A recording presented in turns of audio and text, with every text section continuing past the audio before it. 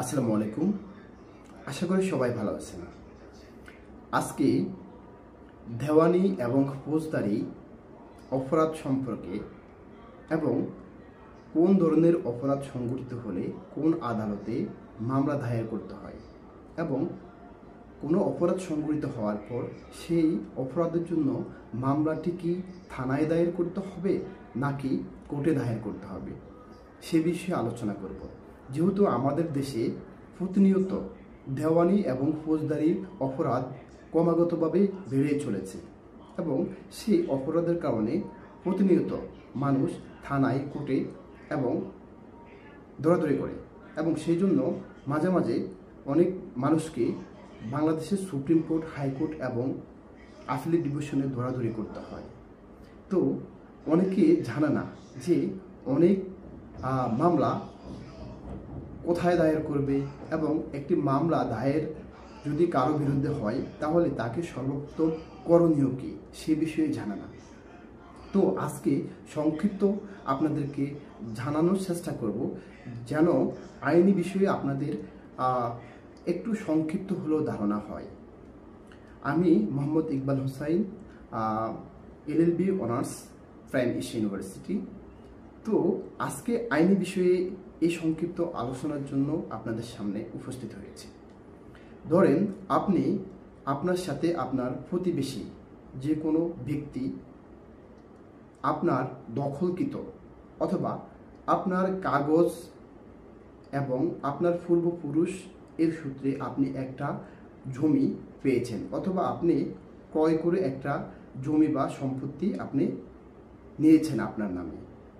কোনো কারণে কোনো ব্যক্তি যদি সেই সম্পত্তিটিকে জোরপূর্বক অথবা রাজনৈতিক ইস্যু নিয়ে যদি সেটাকে দখল করে সেটাতে নিজে যদি তার অধীনে নিয়ে নেয় তাহলে আপনার সাথে সেটা একটা নর্মালি দেওয়ানি অপরাধ সংঘটিত হয়েছে এবং আপনার সাথে এই জমিটি দখল করতে গিয়ে যদি কেউ আপনার সাথে মারামারি, আপনার সাথে খুন অথবা আপনার সাথে এমন ধরনের কোনো অপরাধ করে তাহলে সেটি হচ্ছে ফৌজদারি অপরাধ সংঘটিত করেছে। এখন কথা হলো আপনার সাথে যেহেতু এখানে দেওয়ানি একটা অপরাধ এবং একটা ফৌজদারি অপরাধ করেছে, অর্থাৎ সর্বপ্রথম আপনার জায়গাটি সে দখল করেছে, এখন সেটা হচ্ছে একটা দেওয়ানি অপরাধ এবং আপনার জায়গাটি দখল করতে গিয়ে আপনার সাথে যে শারীরিক আক্রমণ হয়েছে, আপনার সাথে যে শারীরিক নির্যাতন হয়েছে, মারামারি হয়েছে, আপনার সাথে খুন অথবা এমন ধরনের বড় ধরনের কোনো অপরাধ যদি সংঘটিত হয়ে থাকে, যদি এমন কোনো অপরাধ সংঘটিত হয় তাহলে সেটা হচ্ছে ফৌজদারি অপরাধ করেছে। এখন কথা হলো আপনার সাথে দেওয়ানি অপরাধ করেছে, সেটার জন্য আপনি কোথায় মামলা দায়ের করবেন এবং আপনার সাথে ফৌজদারি অপরাধও সংঘটিত হয়েছে, সেই ক্ষেত্রে আপনি কোথায় মামলা করবেন। এখন কথা হলো প্রথমত আপনাকে যেহেতু আপনার সাথে ফৌজদারি এবং দেওয়ানি উভয় ধরনের অপরাধ সংঘটিত করেছে, সর্বপ্রথম আপনাকে যেতে হবে থানায়। থানায় গিয়ে আপনাকে জিডি অথবা মামলা করতে হবে। যদি আপনার সাথে এত বেশি ধরনের অপরাধ সংঘটিত করে যে অপরাধের সংখ্যা বা পরিমাণ অনেক বেশি, তো সেক্ষেত্রে আপনি প্রমাণ সহকারে থানায় গিয়ে চাইলে ভিকটিম হিসাবে আপনার বিপরীত পক্ষ যারা রয়েছে বিবাদের বিরুদ্ধে আপনি থানায় মামলা দায়ের করতে পারবেন। যদি কোনো কারণে থানা মামলা রিসিভ না করে সেক্ষেত্রে আপনি চাইলে কোর্টে গিয়ে মামলা করতে পারবেন। অর্থাৎ আপনি আপনার সাথে যে ফৌজদারি অপরাধটি সংঘটিত করেছে অর্থাৎ মারামারি অথবা খুন অথবা এই ধরনের কোনো অপরাধ সংঘটিত করে অথবা আপনার যে সম্পত্তিটি তারা দখল করেছে সেই সম্পত্তিতে আপনার পূর্বে থাকা কোনো অর্থ সম্পত্তি যদি থাকে, সেটা যদি চুরি করে থাকে, সেই জন্য আপনি ফৌজদারি আদালতে মামলা দায়ের করতে পারবেন। ফৌজদারি আদালত সাধারণত দুই ধরনের হয়ে থাকে, একটি হচ্ছে ম্যাজিস্ট্রেট আদালত, অন্যটি হচ্ছে দায়রা আদালত।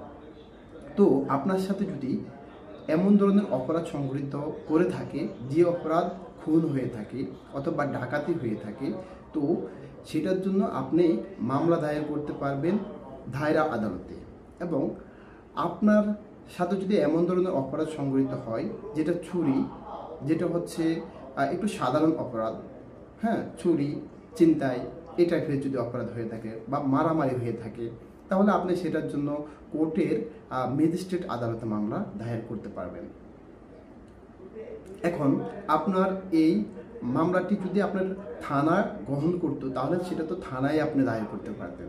যদি থানা কোনো কারণে কোনো পলিটিক্যাল ইস্যু অথবা অন্য কোনো কারণে থানা সেটা মামলাটি রিসিভ না করে, সেক্ষেত্রে আপনি হচ্ছে কোর্টে, আপনি ম্যাজিস্ট্রেট কোর্টে মামলাটি দায়ের করতে পারবেন আপনার অপরাধ অনুপাতে, আপনার সাথে যতটুকু পরিমাণ অপরাধ করেছে আর কি, সেটা আমি পূর্বে বলেছি।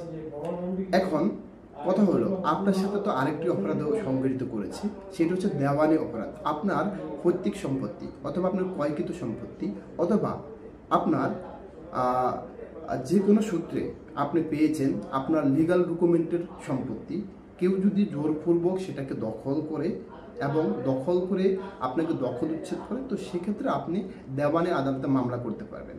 এখন কথা হলো, দেওয়ানি আদালত সাধারণত 5 প্রকারের হয়ে থাকে। আপনি দেওয়ানি আদালতের কোন স্তরে গিয়ে আপনি মামলাটি দায়ের করবেন? তো দেওয়ানি আদালতের যে 5টি স্তর রয়েছে, সেটার আর্থিক ইখতিয়ারও দেওয়া হয়েছে যে আপনার যদি 3,75,000 টাকার উপরে, 3,75,000 টাকার উপরে 15 লক্ষ টাকা সমপরিমাণ অর্থের ক্ষয়ক্ষতি অথবা আপনার যদি সমপরিমাণ সম্পত্তি কেউ দখল করে, তাহলে আপনি সহকারী জজ আদালতে মামলা দায়ের করতে পারবেন। এবং 15 লক্ষ টাকা থেকে যদি 25 লক্ষ টাকা এর সমপরিমাণ অর্থ অথবা সমপরিমাণ সম্পত্তির যদি কেউ দখল নেয় অথবা সেটার জন্য যদি আপনি দাবি করেন অথবা যে কোনো কারোর থেকে আপনি সমপরিমাণ টাকা পাবেন, এই ধরনের যদি আপনার কোনো ক্লেম বা দাবি থাকে, তো সেক্ষেত্রে আপনি সিনিয়র সহকারী জজ আদালতে মামলা দায়ের করতে পারবেন।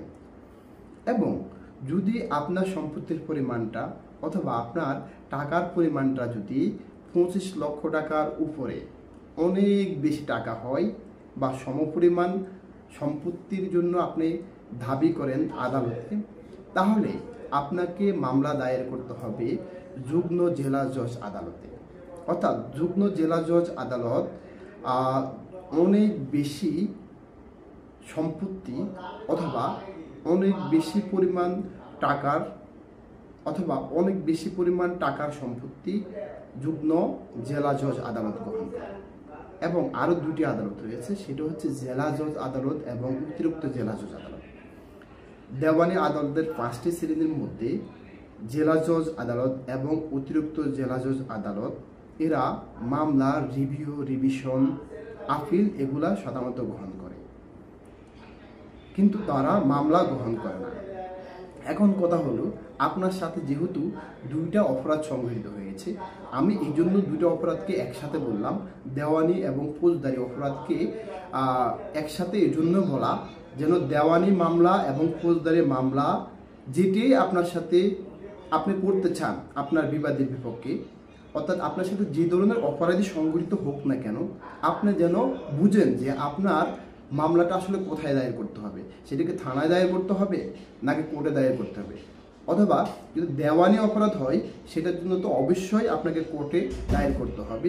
এবং কোর্টে যদি আপনি দেওয়ানি অপরাধের জন্য মামলা দায়ের করেন, তাহলে সেটা কোন শ্রেণীর আদালতে দায়ের করবেন।